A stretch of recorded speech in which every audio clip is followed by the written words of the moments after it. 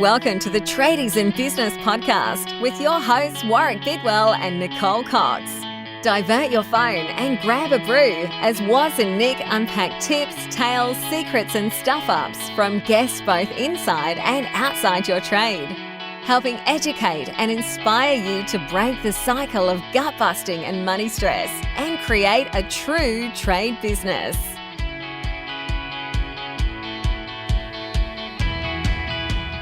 G'day, Coxie. G'day, Waz. How you going this morning? G'day, listeners. I'm really well, Nicole, and I was deciding whether to say hello to you first or to our listeners first, and then I felt like I'd be upsetting at least half of the choices, so I had a chance of getting it half wrong or half right, and so I just went with you because you're in front of me. That was very convoluted. I really don't mind if you say good morning to our listeners first. That would not be offensive. That's probably not a bad analogy for how a lot of people run their business. It's like, I don't know, I'll just do the thing in front of me. Yeah, or the easier one. Yeah, yeah. The least scary one. Speaking of scary things, Coxie, it doesn't really come out till the end of today's interview, but man, I was cringing. And our guest is quite a detailed kind of a guy. Mm-hmm. So he gave a very detailed description of what happened to him. If you have a sensitive stomach, don't listen till the end. If you have a vivid imagination. You might like to listen. Yeah, but probably not relevant to running a business, although it is. And it was such a great little analogy, I guess, Coxie, of just ignoring the negative voices, whether they're from yourself or from people around you. And basically today's guest was told he wouldn't walk, wouldn't play sport, wouldn't run with his kids, any of that sort of stuff. And he basically told them all... By the way, today's episode is explicit, if you hadn't noticed that. We we left our guests... descriptive language in for authenticity. So if you're offended by adult language, you would have seen that today's episode is marked explicit, and now would be a good time to tune out, or just not have the kids listen to this one because there's a couple of descriptive words that are used. Descriptive. I like your description of the word. So cover the kidlets' ears, and basically, yeah, today's guest said, fuck yous all, I'm going to do it anyway. He did. And that's pretty much been his approach to business. And not surprisingly, Coxie, he's getting some fantastic results in all facets of the business, not just financially, although that's pretty impressive. So it's a very interesting interview. I think this is one of my favourite real tradie stories because it perhaps bucks the trend of the way most tradies go about running a trade business. So I think you'll enjoy, listeners. Please give us some feedback. Let us know what you think. Welcome to the Tradies in Business podcast. Matt Bruce from MJB Bodyworks, mate. Good to have you on. Good to be here. You say that now. True. And every time we talk about you, I think about Bruce the shark from Finding Nemo. Bruce. I can imagine you just out there. Yeah, thank you. You do it a lot better than I do. So every time we talk about you, that's the mental image I'm getting is the Bruce the shark. There you are. Yeah, I'm no shark. But don't worry about that. Oh, I don't know. Yeah, I was going to say, I don't think you're a like shark, Matt. Yeah. Definitely sharking the results. So, Matt, what are you, actually? Are you a panel beater or a spray painter? I'm actually a panel beater by trade. So, luckily enough, I had some good bosses over the years, and which have turned out to be some good mates. And they taught me how to be a spray painter at the same time. That's where a lot of my overtime come in as an apprentice and as an early tradesman. And just willing to learn. Willingness to learn as well as office work. And that's one of the reasons I was able to do what I'm doing now. I was pretty lucky to have those guys in the first place that taught me all the stuff that I know now. I would say that I'm very naive in your particular trade. In fact, I did not know that being a panel beater was actually a trade. Is it something you did? I didn't know. Is that because it involves paint, Coxie? I would never say those words on the podcast. But can you tell me, just because I am so naive and don't have a clue, tell me about, is it like a 3 or 4 year apprenticeship, like most apprenticeships?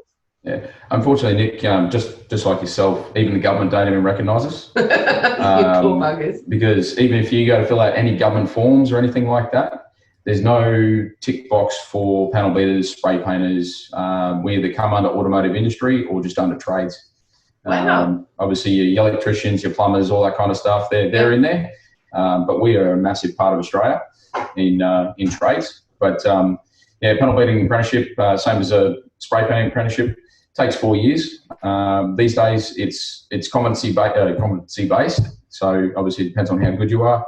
Mm-hmm. I actually did mine in about just over 3 years, 17 years ago. I was pretty lucky once again to have the guys that I had working with me to teach me what I knew.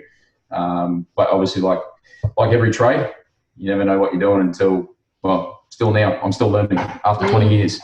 I think that's the best thing about a trade. You're always learning, and even business.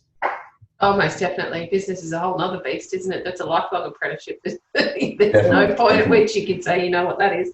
But so you would have seen a lot of changes, I would think, because I'm thinking about the cars we all drove 20 years ago, and they were still all very much steel. I assume that's what they were. And nowadays, I think about my own vehicle, and it's got plastic bumpers, and it's very different to the way they were. I can imagine it would be a continual learning process. I guess like any trade, changes come and go. Yeah, definitely. It's so obviously your older cars, your 60s, your 70s, even your 80s vehicles, right up into the 90s were a different kettle of fish with the steel and the way they were built. But obviously technology, as it increased, they developed newer ways to basically keep the passengers safer in a car. And in doing that, it means basically not sacrificing, but the skin of a car, the outside of a vehicle, it's more for aesthetic pleasure. There for looks and not much else. But the cage of the car, the main structure of the vehicle is built to take all the inertia out of an accident. So all those bits that crumble and your plastic bits and whatnot, they're all designed to take the inertia out of an accident. There's a really good YouTube video of I think it's about a 2005 Impala versus a 1967 Impala head-on 100 kilometres an hour. And it's interesting to see the passenger in the car, how the 60s Impala, the person bounces up, hits the roof, goes back over the seat, comes forward, hits the dash again, hits the roof about 2 or 3 times. Wow. As opposed to the person in the 2005, where they go forward, they hit the airbag, and they gently rest back into the seat. So, they're designed to keep us alive at the end of the day. When I was an apprentice, I liked the idea of an old car. I had a 1967 HR and a 1985 Commodore. And I liked the strength that they had because they were much better steel to work on. And, the steel didn't stretch when you were working on it. Whereas nowadays, the steel's a lot thinner and a lot harder to not work with, but it's easy the stretch is easier. So, it can basically end up like a wobble board if you don't know how to work that panel properly. So, So is it a harder trade now than it was, Warwick, when you were a young fella? I wouldn't say. We've got to know a lot more. Just different high steel strengths, high steel strengths. There's just so many types of steel now. Aluminium, and they're putting so many different things into cars these days. There's all different techniques, and we've got to have $50,000 machines to spot weld these together, and with every different steel, you got to have a different machine. And then bring in Tesla, and Tesla's created another kettle of fish again, and they basically make it not harder, but they kind of force these particular certain panel shops, if you want a contract, to have certain tools to do their work. And then, obviously we've got electric cars as well, like Tesla. but Toyota and Mazda and all that are doing that as well. So we've got to know how to deal with that. We basically become electricians dealing with these thick cables in cars. So it's quite interesting the way it has moved. It's increased, but that's what training's all about. And that's what I was saying, that we never stop learning. We never stop learning as a tradie. We'll never stop learning as a business owner.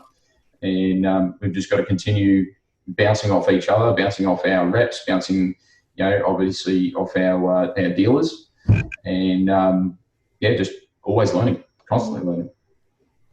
So how did you go from, I guess, being a tradesman to going into business, mate? What was behind that? Basically, like I said, when I was an apprentice, I was learning a lot of office stuff and things like that. I was kind of, without sounding creepy, getting groomed to be a business owner. It was my good mate, who is a good mate of mine still now. He was my boss back then, and teaching me the office skills and all the other skills around. So he was actually wanting me to take over the business. Never told me at the time, but unfortunately, when about 12 months after I finished my apprenticeship, I decided I wanted to leave and go do something different for a while, something a bit more industrial. So I became a boiler maker and, basically like a industrial spray painter as well, and industrial panel beater, working on excavators, dump trucks, dredges, all that kind of stuff, which that gave me my fabrication side, which was really cool. After a couple of years of that, I kind of decided I didn't want to be in that anymore. I liked cars. I loved working on cars. They're a lot smaller. They're a lot easier to work with. You can be a bit more rough on machinery, and I didn't like that. I don't like being rough. I like what we do. So I went back to panel beating back in the same shop I did my apprenticeship. And once again, boss was backwards and forwards, teaching me more and more and more. And he decided he wanted to sell the business, and didn't offer it to me because he didn't think I was ready for it. Offered it to the manager at the time. He's got that business. He's taken it to the next level. But I worked with him for another 3 years after that. And during that course of time, I thought, well, I was missing the customer, not customer satisfaction, but sort of customer satisfaction, customer service. Just felt as though there wasn't customer service there, and I wanted to recreate that. And I thought, well, the only way I can do this is if I do it myself. A few things changed my life in that 3-year period, and I thought, now's the time. In 2011, so just after the GFC, I think a lot of people were coming off that, and they thought I was absolutely nuts starting a business. But I thought with my abilities and broad range of stuff that I could do, I thought I'd be right, and which I was. Here I am 9 years later. Still got me health and still here, and it's I just wanted to change things and bring back the whole customer service thing, and create my customers as customers, know them as a name, know them as Nick, know them as Woz, know them by their car, not by number. And my customers, they love that. And that's the small shop feel. I've gone from a small shop to a kind of a little bit bigger than we call a boutique shop. I think that's what they call it. To me, it sounds like more like a hair salon. But having staff of currently, we've got 5, soon to be hopefully 6 when we find another panel beater. And I'm happy with that at the moment, but we've got plenty of room to grow, and we're always working on more techniques and more growth and the next goal to set. So that was a long spiel on what I did. That's long good, spiels are good. We like long spiels. I want to touch base back onto the customer service, because I think it's a really clever angle to come in on, and I'm going to talk from my own perspective as a woman. I've had my car in the shop to be fixed. I had somebody run up the back of me and someone run into the side of me. So I've had 2 experiences, both of which I was nothing but a number, and I was so intimidated to walk into the workshop. And I'm not easily intimidated, especially with working in the construction industry. Obviously, I work with fellas all the time. But there's 2 areas of my life I don't particularly like. Ordinarily, anything to do with cars. I love cars, but I find those workshops to be intimidating, and butchers. I can't see going into a butcher. But I think that is a really important area that you discovered early on, that customer experience, understanding what's happening with their car. Because My cars are my babies. I love my cars. I take very good care of my car. I want to know that you're going to take good care of my car. I want to know that you'll respect it the way that I would respect it, and that finished product is not just about what it looks like, but about the care you took of the whole vehicle while it was there. But I also want to feel like I'm valued, and it's not just in, out, done, forget about it, move on, here's your car, let's go. I find it interesting to think that as a young fella, you were able to see that was missing in the industry. And I wonder how that point came to you. Where was it that you realised that that's one of the points that was lacking? Lucky enough, as much as a lot of people think it's a bit, not weird, but being an employee for McDonald's, I started there when I was 15. I was basically only just 15, and I worked there for 5 years and went through all the rankings and everything. Could have got into management, chose not to, but sorry, I can't read that, mate. We can hear you tapping the desk, mate. You're emphasising all your points with a bit of desk tapping. Yeah. Can't help it. So working with Macca's for 5 years, seeing what they do and how they do it, it's their systems and, creating customer service. And, it was a bit of a wank factor with up on the menu board. I don't know if they still have it now, but they had smiles free. On the menu board.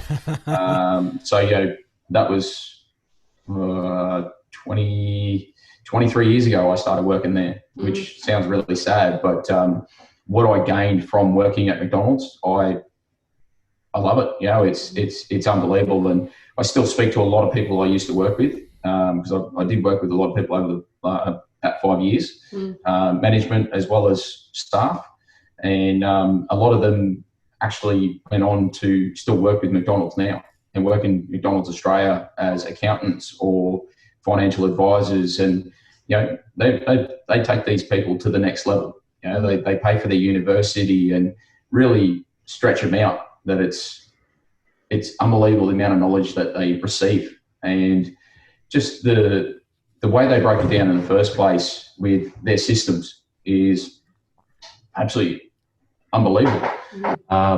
And when you're working there as a 15 or 16 year old, you do think this is a bit of a wank factor.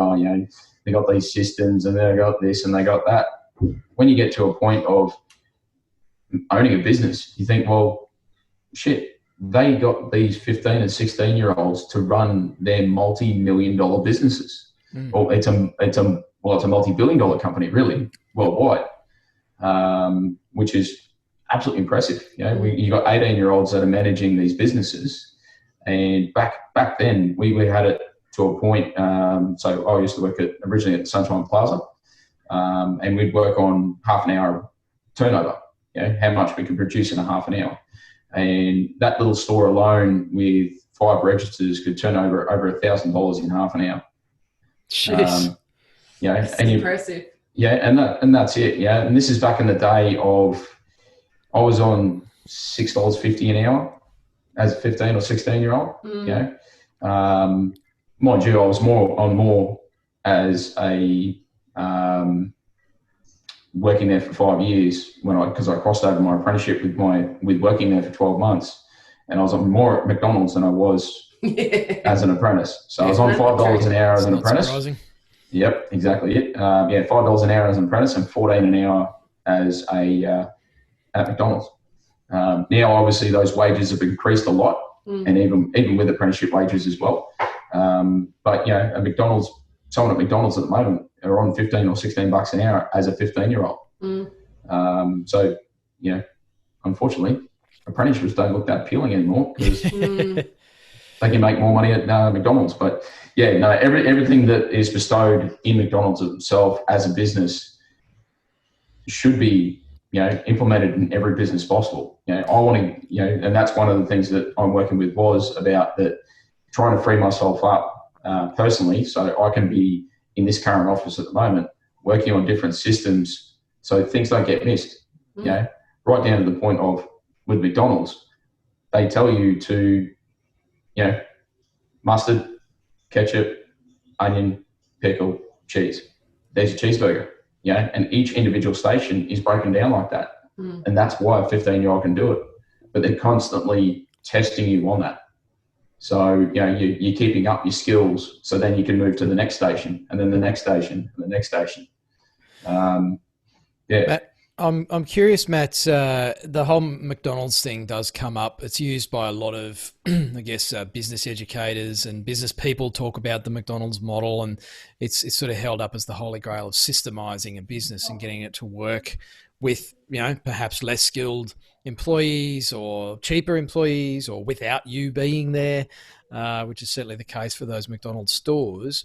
But some of the flip side of that, a lot of business owners like, I don't want to, that they sort of look at the McDonald's experience and say it's cookie cutter, it's soulless, there's no relationship, and the hamburgers, it's simple. Of course you can systemize that. I don't imagine that panel beating is, you see the same job every single day. Yeah, they're all cars, but every single crash is different. Every single fix-up would have different elements to it.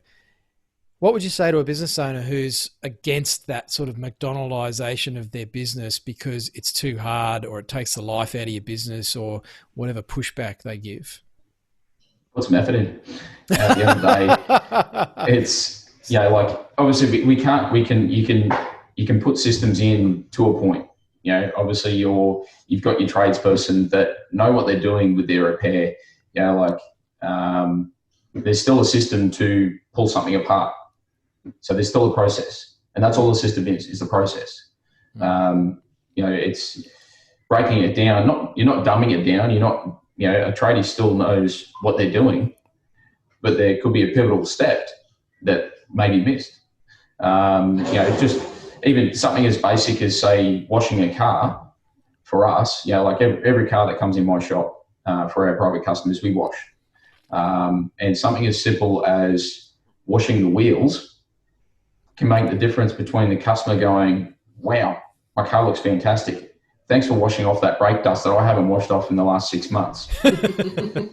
So, ticking off that list is, it can make the difference of having that customer come back or giving you a 4-star Google review or a 5-star Google review. Those systems, as much as, like myself, I'm still trying to get things in place to put more stuff on paper. And I really discovered this when I had an apprentice, that I needed to put more on paper. So, you could break it down for him. He had worked in Macca's before as well. So he knew what systems were. He knew what, so basically Macca's used what's called a SOC. So a station observation checklist, which is basically what we do. In a panel shop, we've got a bunch of stations as such. We've got a paint shop, we've got a panel shop. You've got a wash bay, you've got an office. And each individual one will be broken down to multiple things.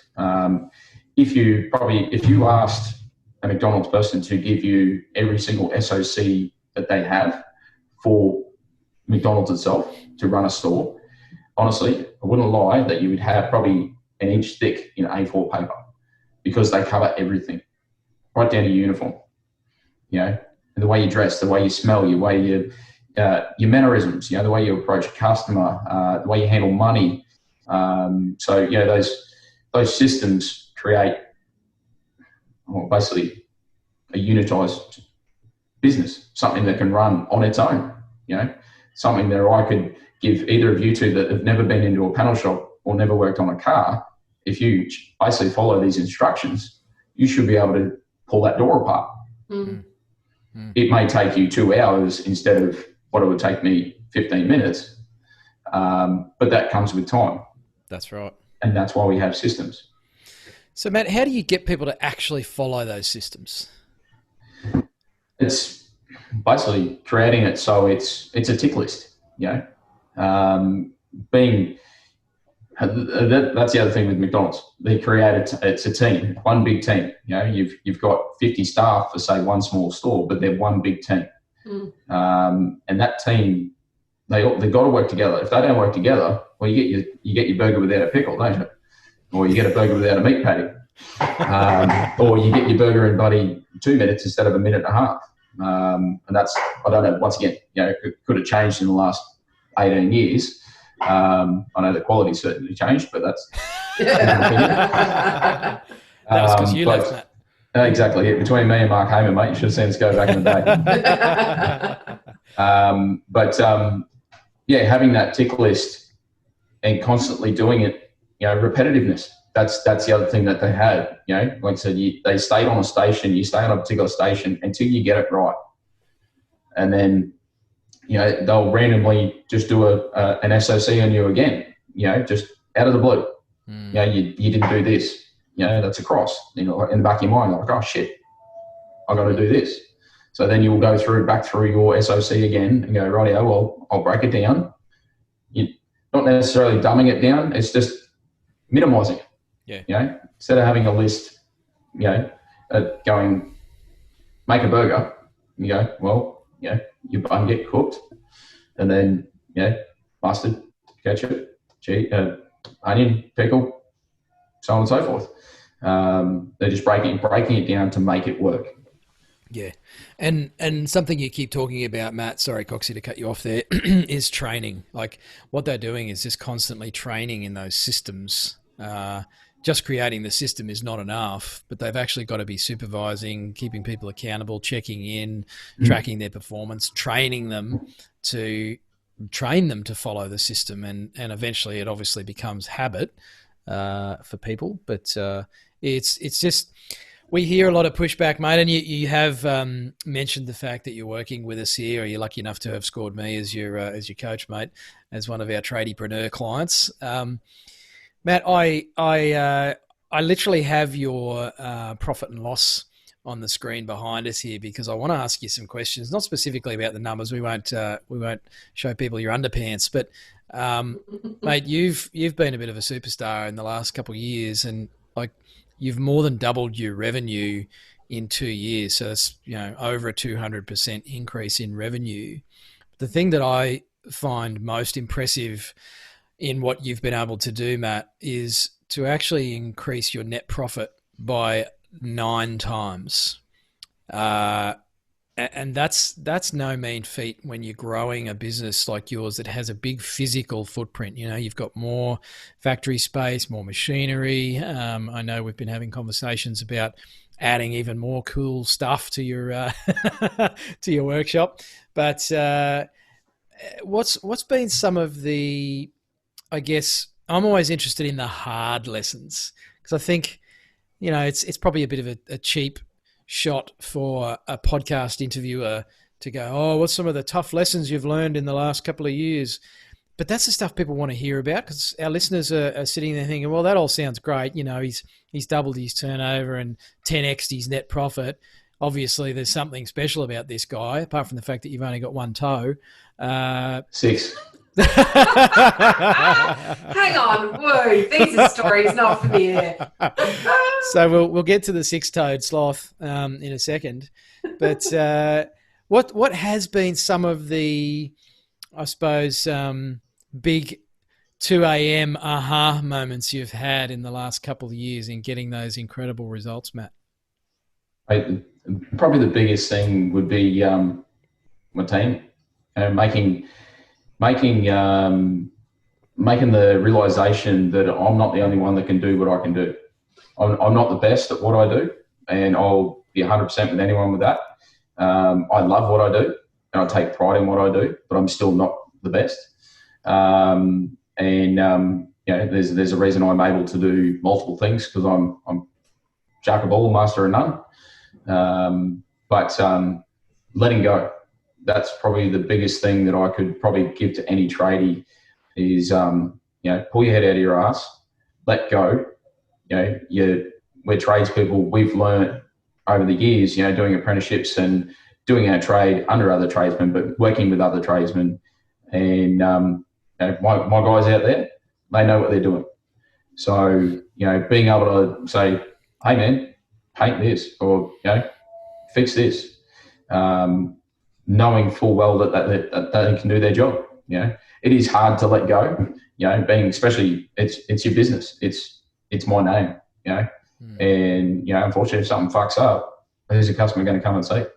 They don't give a shit about the guy they did it. They want to see the guy that they've dealt with in the first place. And, if they're cranky, well, they're going to take it out on me. So, and then I'm not gonna specifically take it out on the team, but I'm gonna stand back and go, well, shit, where did we go wrong? What did we do? What did we do wrong? Was it training? Do we need some more training on why it's stuffed up? But that's probably the biggest thing, mate, that you've seen me do is let go. And that's why I've gone from a team of 2, myself and a spray painter, to now a team of 5, myself, a panel beater and 2 spray painters and an office girl, office woman, sorry. And even having Sarah, my office woman in the office, she is taking so much pressure off me. It's unbelievable. Tradies and their paperwork, it's a pain in the ass. Yep. Hallelujah. We do what we do because, we're good at what we do. We don't do paperwork. Paperwork is a pain in the ass. I was in the shop until 10, 11, 12 at night, some nights, setting up all the stuff for Bass. And then the accountant would come back to me and say, oh, you've missed this and you've missed that. And now we've got to spend more hours fixing things. Well, it's because I was tired and I can barely see the screen. But just letting go. And because of that, I've got Sarah in the office. She's doing all that. And then having a good accountant to be able to finish it off. So setting up these people in their team to do their job, not specifically doing my job, because my job is being the boss. My job is to oversee everything. In saying that, I love my job. I love doing what I do. I love being a panel beater. I love being a spray painter. And hell, as much as I didn't like customer service, not customer service, dealing with customers in McDonald's, I never liked being on the front counter. I could probably count on both hands and my feet. Thanks, Warwick. All 16. How many times I did front counter and drive-through because I didn't like that whole dealing with customers. But having that confidence more and more and more dealing with people and having to deal with difficult customers. There's always a difficult customer at some point. We can't satisfy everyone. So, like I said, I can let go and spread these things out. And because I've been able to do that, I've been able to free myself up and do other stuff and work on parts, making profit out of parts. I've never really looked into that as much until Warwick gave me a kick up the arse and said, what's going on with this margin here? What's going on with that margin there? Why are you only making this much when you can be making this much? Do some research. And we got it to the point where, we can make 20 or 30 or 40% on a part because we're using the right people. And getting that relationship with that parts company is fantastic. Toyota alone, we spent $80,000 in parts this financial year. I never would have dreamed that I would have spent over $250,000 in parts in a financial year. It's funny who you talk to about different things, margins and whatnot. Some shop owners will say you'll make your money out of labour, and then other guys will say you're making money out of parts. I'm a firm believer in both, but at the same time, the profit margin in parts for us is money for nothing. It's the money for a phone call. So doing that little bit of shopping around to make sure that particular company is going to help us. And even if it's a company that you've been working with, go, hey, why am I only getting 11% on this guard? I've been dealing with you guys for a long time. I've spent $20,000 in the last 2 months.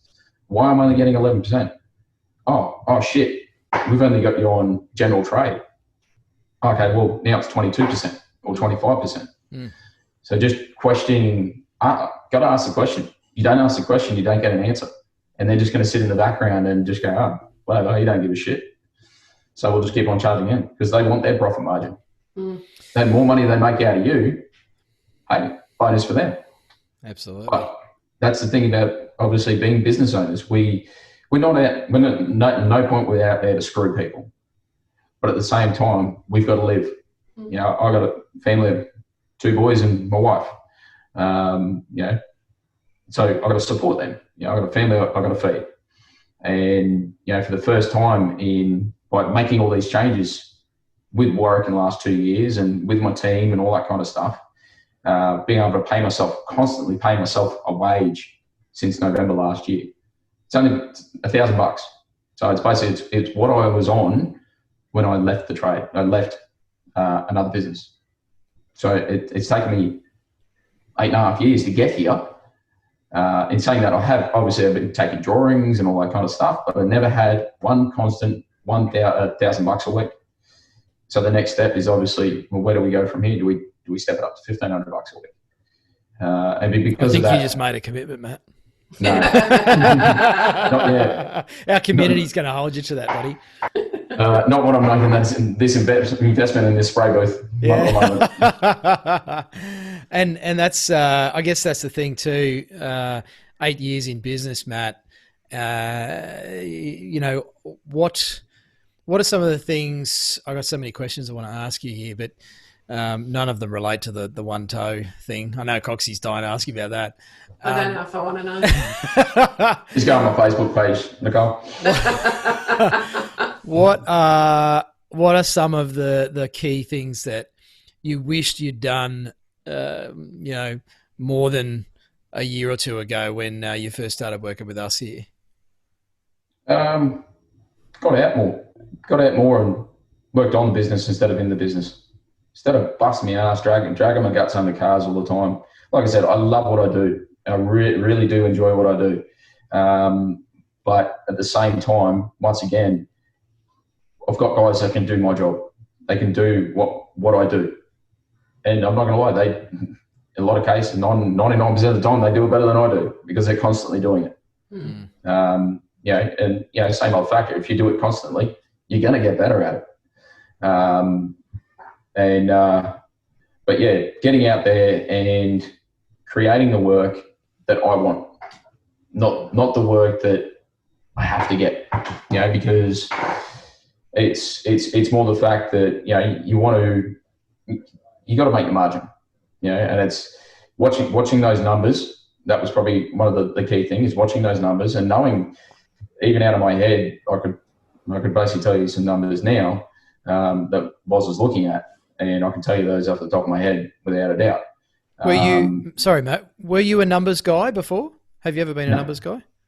No. So basically, I was always, verbally quoting and things like, not always. So probably 50% of the time I was verbally quoting. So, which made it fine by me. Like, it was fine by me because I was the one doing the job.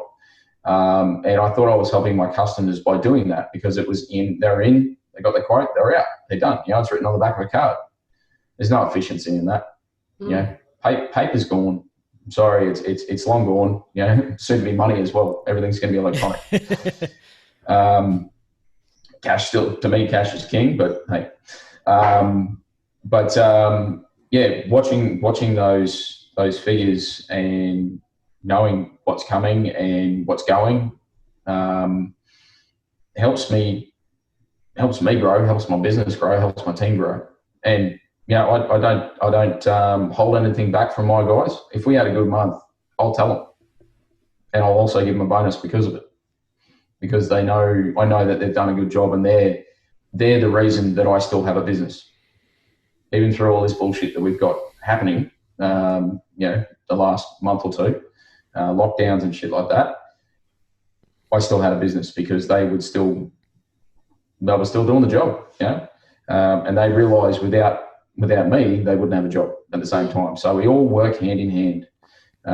Without me doing quotes, they haven't got work to work on. Without the work to work on, they haven't got a job. I haven't got a business. So you getting that team to work together is pivotal. So the things I would have changed if I had the knowledge that I do now. There's lots of things I would have changed in the last 20 years, but in the last 8 to 9 years,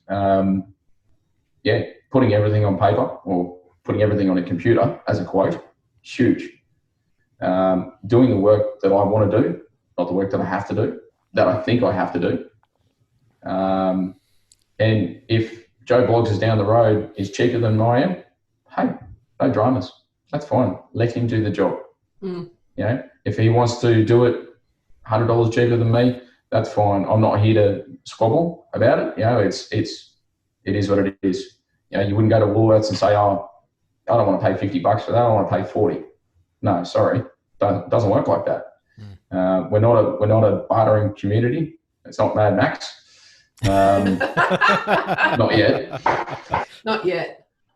But having my team and putting everything in a quoting system, and even changing my quoting system in the last 12 months, helped me be able to step away when I'm not here. The boys still know what's going on. Sarah still knows what's going on.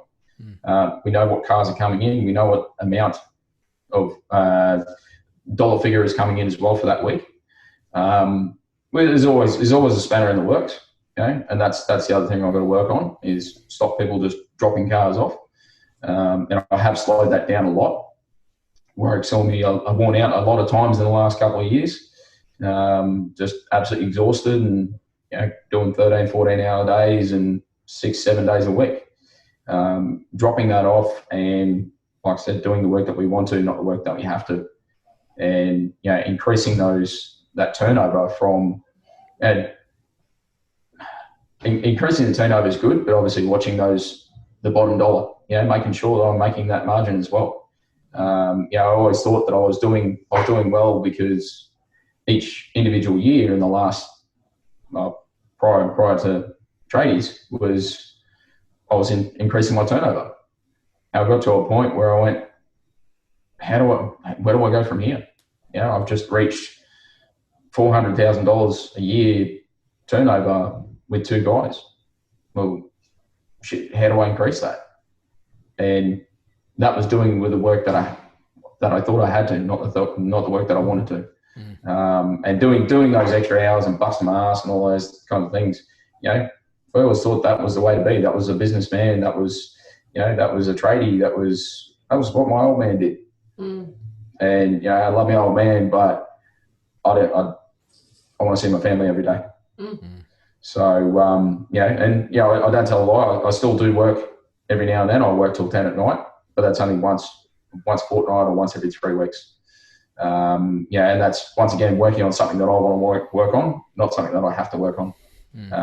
Sometimes it's something that I have to work on because we want to get that car out.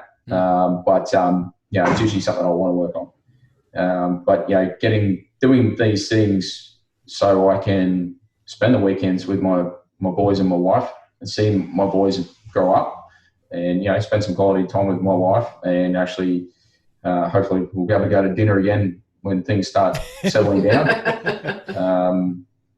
And you know, even just having a weekend away or a night away from everything, not just from the business, but from reality. Just taking a reality check and going down to Brisbane or Gold Coast with my wife, or take my boys somewhere and actually living my life instead of living a business.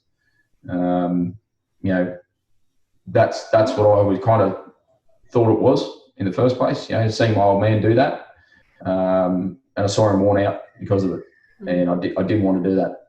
And in the last couple of years, changing those things means I can do these things with my family, and not only me, my team. Yeah, and that's the big thing, that you know, it's okay for me to, you know, only work 4 or 5 days a week. I'll work 5 days a week anyway. But I want my boys to only work 5 days a week. They shouldn't have to work harder because I'm not. You know, we do try to work together in all aspects. And if the boys want to do a bit of overtime, I'll let them do a bit of overtime. Or if we really, really need to get a car out, so be it. You know, we'll make it happen.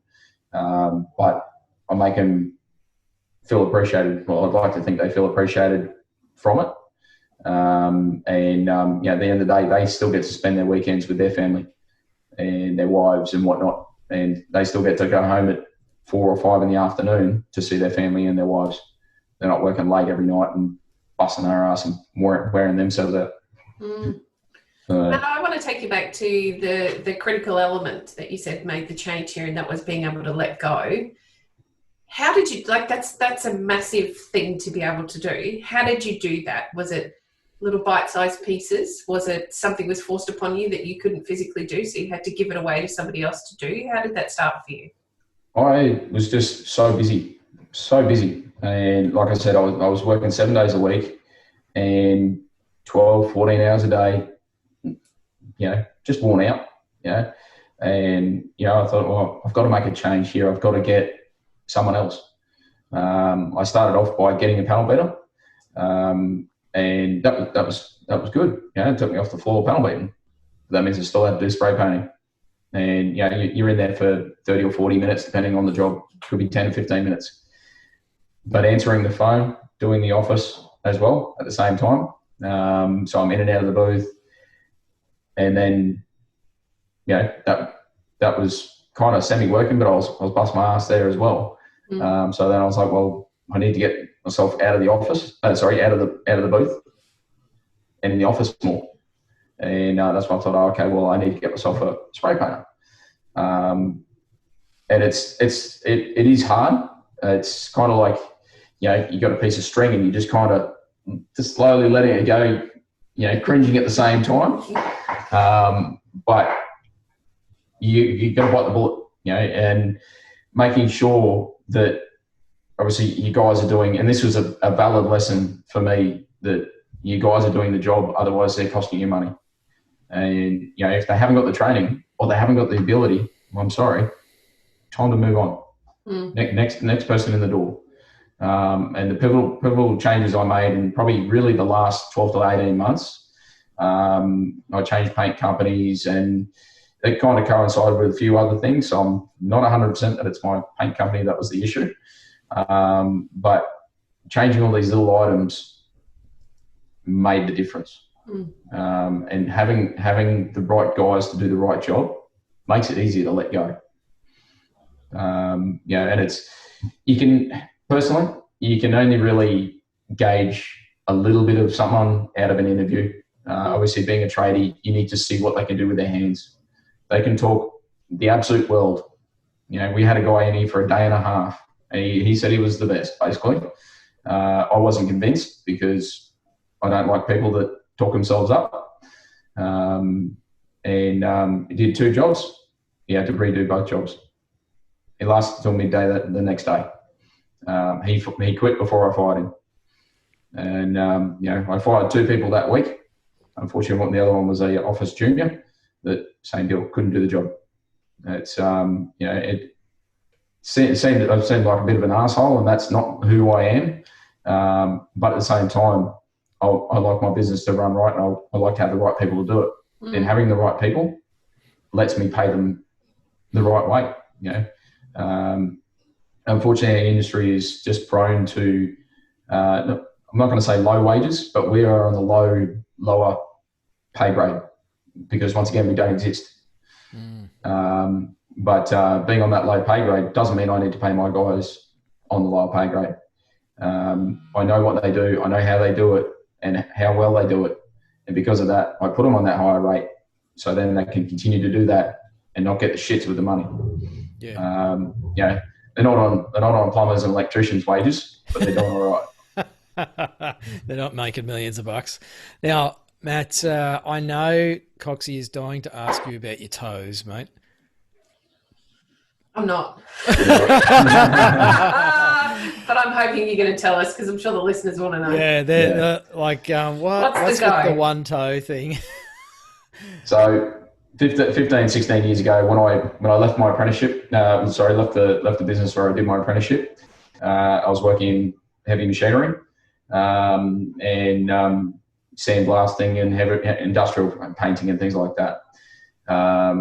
It was during the Christmas New Year's holiday. I had a A-frame off the front of a dredge, big heavy beam. I thought it was only about 300 or 400 kilos. Turned out it was over a ton. It was put somewhere it shouldn't have been by an operator, not me in particular, because I had no dogman tickets or anything like that, so I couldn't be held accountable for anything like that. Wrong place, wrong time. The A-frame slipped down, and a 1.5 plate, 1.5 by 1.5 by inch thick plate, steel plate, landed on my foot. squashing it between concrete and the steel plate. Oh. So a ton of steel coming down from over chest height. Lucky enough, it bounced. I was wearing steel cap boots, but it didn't matter. It kind of hit up more towards my laces. So I bounced, lift my foot, pulled my foot out, and then kind of fell to the ground. Didn't really want to see my foot, but the boys just insisted they took my boot off. I was wearing Broncos socks back in those days. So, might be what saved the toe, mate. Yeah, could have been, mate. Could have been. But all I saw was, like the yellow and the maroon, and then the bottom of the section of the foot was the actual sock was white. It just had a bit of blood in the left hand corner near the pinky. And I was like, oh, that doesn't look good. So leave me sock on. So no, I've got to take it off. They flicked me sock off, and my big toe was pointing straight up in the air. Holy and shit. all the little toes were all folded over each other and curled down. Oh, shit. And my foot was completely white. So basically, wow. I couldn't feel anything from about my hip down. Like it was throbbing. It was painful, but my body just put a block in it and just said, no, you don't want to feel this. Yeah, thank God for that. Yep. So and the boys didn't tell me anything about it. They just kind of said, you can see what you can see and leave it at that.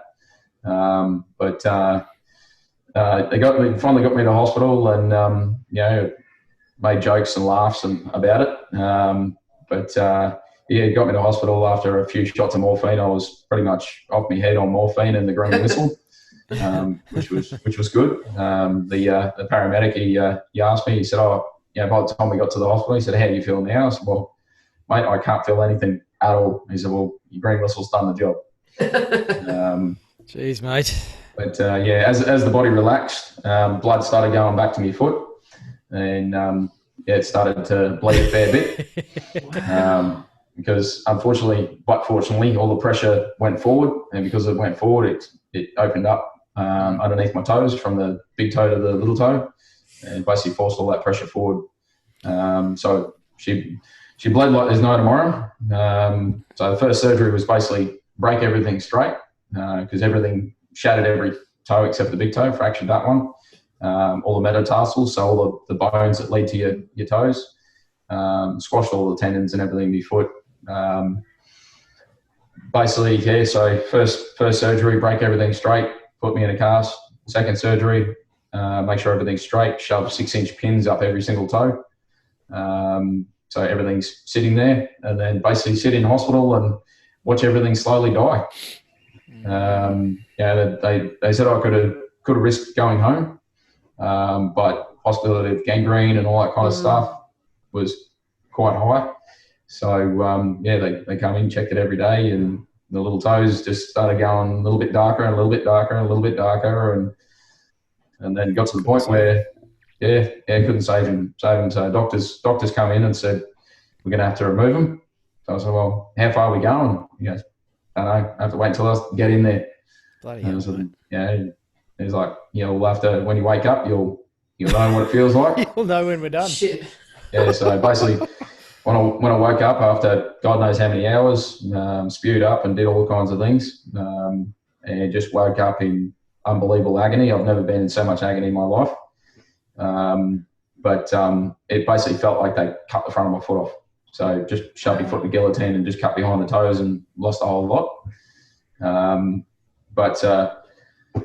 Next morning, I finally got down off my drugs and all that kind of stuff, all off the morphine, and the nurses come in and asked me if I wanted to see the foot, because obviously they've got to redress it and the doctor's got to have a look at it. So no thanks, I don't like the appeal of seeing this one. I know what it feels like, I don't want to see it. And so she's uncovered it and thrown a towel over it, so I didn't see it. The surgeon comes in, an Indian doctor, and he's just going, hey mate, how you going? And just throwing the towel off my foot. And I looked at it and going, oh fuck. There goes the soccer career. I said, I didn't want to see that, mate. He's like a Band-Aid, mate, you had to see it at some point, now's the best time. So basically, in the end, he's chopped everything off but the big toe. The two middle toes, they went back behind the knuckles. They chopped the knuckles off the end of the metatarsals. The second toe and the pinky, they've still got the knuckles, but no toes whatsoever. Lucky enough, they didn't have to do any skin grafts or anything. So that's one of the main concerns. They did say that the skin graft off my arse cheek would hurt more than the foot. Oh, yeah, they say they hurt like a bugger. So you've literally got your own foot up your arse, mate. No, there's no skin graft there. Lucky enough, mate. Yeah, so Kick yourself in the arse. There was enough pain in the foot, so they didn't have to do the skin graft off my arse, and they actually stretched the skin from underneath my foot to the front and top of my foot. So it does look a little bit odd, the front of my foot, because not only missing toes, but the front of my foot is the bottom of my foot. Mate, that's a very graphic description that I know Coxie is going to thank me for after we stop recording this episode. Love that stuff. Just quickly before we do wrap up, Matt. So that's a fairly traumatic injury and surgery, and obviously there was recovery and physio and all sorts of stuff, and it's I suspect had an impact on your life, only having one toe on one foot. But mate, has it contributed to maybe a shift in headspace around other things in your life or in business? I'm always curious to talk to people who've had an injury or an accident like that. Like, did it sort of cause a change in thinking at all for you, Matt? Probably the biggest thing, mate, was the initial time when I actually got in the hospital, and a doctor come in with an intern and told me basically I will probably never walk properly again, and I'll probably walk with a cane. And I was straight up with him. Yes, I was high on morphine, and I told him to get fucked and get out of here. I was 22 years old. You don't walk, and this is what I said to him. I said, you can fuck off. You don't walk in here and tell a 22-year-old that plays soccer and water skis, and I wouldn't say fit, but I was quite sporting and lively, that I'll never be able to do these things again. So I said, you can, fuck off, get out of here, and I'll do things what I want to do. And that was basically my goal, to start getting back doing things that I wanted to do that I'd done previously, and just setting goals. And I took that into business, setting goals for myself, learning how to walk again. It sounds funny, you've lost your toes. Fucking what do you do? Try and learn how to walk again. With the physio, the physio said to me after 3.5 months of being on crutches, rightio, we're going to learn how to walk again today. So, rightio. She goes, one foot in front of the other. And you can take that into business, because that's what it is. It's one foot in front of the other. But unfortunately, the brain didn't want to talk to the leg anymore and stopped talking to the leg 4 months ago. So that concept of putting one foot in front of the other was retraining everything going on again. So, once again, training. You've got to put one foot in front of the other and make shit happen. So within 4 months, started walking again. And believe it or not, Nick, I wear thongs. Yeah, of course you do. So that was a goal of mine. Learn how to walk again, wear thongs again, learn how to run again, play soccer again, start water skiing again, wear no shoes. And probably the other thing is, once again, I apologise about my language on this podcast. Oh, we love it. Who gives a fuck what people think? So true. People can judge me by, if you judge me by my foot, you've got no idea. Yeah. So, at the end of the day, just, fuck what people think. Do your own thing and make it happen. Make it happen regardless. And if you can't, one foot in front of the other, start again. You should write a book, Matt. Yeah. One foot in front of the other. Have you seen my handwriting? No, that's the thing about copywriters and editors, mate. You don't have to write the damn thing by hand. But it's such a good metaphor for business and for life, mate. And it's probably not surprising at all that you've got the results that you have in your business. And it's been awesome having a chat to you. I mean, I do know a fair bit of your story, and I'll probably ask you some loaded questions today, but I really wanted our listeners to hear it too, because when you shared your latest results with us the other day on the emails, I said to Coxie, there's a guy I want to get on the show, and it was you, by the way, Matt. But, so, mate, just got to say, well done. It's an absolute pleasure working with you. I'm sure there's some even bigger things around the corner for you and the team and the family. I'll ask you the question that this is my way of telling people that we're wrapping them up, mate. So don't be offended. I'd ask everybody this one. But if you had 1,000 tradies in a room, Matt, what's one piece of advice you would like to leave them with? Tradies themselves, or tradies to become business owners? Let's go tradie business owners or wannabe tradie business owners. Let go. Just let go. Let go, and let you guys do their job. Obviously we've still got to do the training, but letting go and letting that string go, letting go of that spanner, letting go of that spray gun, letting go of the bloody obviously hammer or nail gun or whatever. Getting your boys doing the job so you can concentrate on everything else, working in the background. If they don't respect what you do, they don't belong on your team. So even if you are only quoting, or you are, once again, as we know, it all begins with the quoting. It begins with the way you approach your customer. It begins the way you do your quote. Customer doesn't get the job painted and then you get to give them a quote. Yeah. So it starts from the top and works its way down. If you don't approach it in the right place in the first place, then your tradies don't keep their job either. But like I said, we're all the team anyway, so we all work together and we make our job happen. But basically, let go. You don't have to be a soul, work by yourself for the rest of your life because you think it's the best thing in the world, because you don't think anybody else can do it. We're all being tarred with the same brush. Just a few missing different bristles.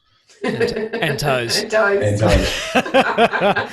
Mate, great advice, Matt. And look, there is so much we didn't cover with you today that I know you've got lots to share on around marketing and just some of the simple things you've done that haven't cost money. And you sort of alluded to it earlier about getting out there and getting seen. So, mate, the stuff you have shared has been awesome.